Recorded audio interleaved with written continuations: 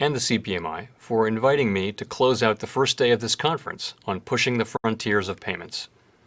Last year, the G20 asked the Financial Stability Board to coordinate the development of a roadmap on how the global community could enhance cross-border payments. It has long been acknowledged that the existing system, while safe and dependable, suffers from frictions, including processes that make it difficult to comply with anti-money laundering and counter-terrorist financing requirements, difficulty in managing payments across time zones, and in certain areas, a reliance on outdated technology. Moreover, these frictions contribute to higher costs for cross-border transactions. As with many aspects of life these days, the COVID-19 pandemic has shined a light on the less efficient areas of our current payment system and accelerated the desire for improvement and digitalization. Even before the pandemic, advancements in the private sector served as a catalyst to get the attention of consumers and to prompt more engagement by the public sector. The goal of the FSB roadmap is simple: to create an ecosystem for cross-border payments that is faster, cheaper, more transparent, and more inclusive. A year into the process, I'm encouraged that we are making meaningful progress. The Stage 3 report released in October laid out a practical set of steps for moving ahead on the 19 building blocks that will bring about an improved system. Indeed, the themes discussed in the 4 sessions of the conference today correspond well to approaches described in the building blocks. The title of the first panel sets up a choice between improving existing rails or laying new tracks.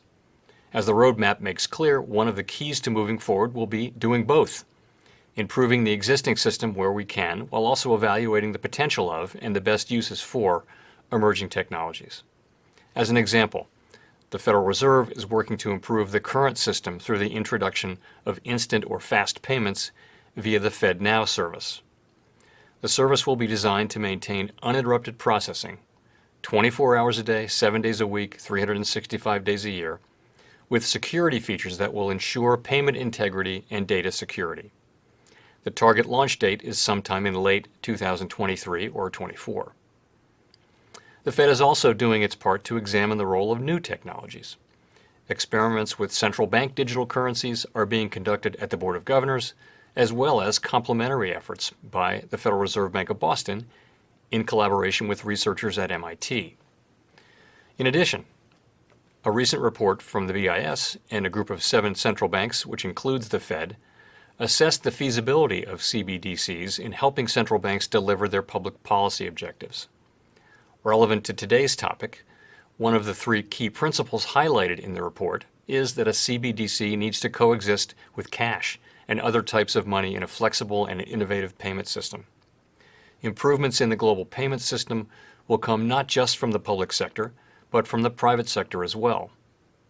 As today's second panel of Lions and Unicorns described, the private sector has the experience and expertise to develop consumer-facing infrastructure that improves and simplifies how the public engages with the financial system. Digitalization of financial services, combined with an improved customer experience, can help increase financial inclusion, particularly in countries or areas with a large unbanked population. And the last 2 panels of the day, addressing legal barriers to cross-border payments and harmonized data to oil the cross-border payments machinery, highlight that improving the system must be a collaborative effort. By definition, cross-border payments involve multiple jurisdictions, so it will be only through countries working together, via all of the international forums, the G7, the G20, the CPMI, the FSB, and others, that solutions will be possible. And finally, it is only by engaging all stakeholders, policymakers, private sector participants, and academia, as this conference is doing, that we will achieve the improved payments ecosystem we are striving toward. The COVID crisis has brought into even sharper focus the need to address the limitations of our current arrangements for cross-border payments. And as this conference amply demonstrates, despite the challenges of this last year, we still have been able to make important progress. I again thank the CPMI and John Cunliffe for their leadership and look forward to working together as we improve these payments for businesses and individuals alike. Thank you.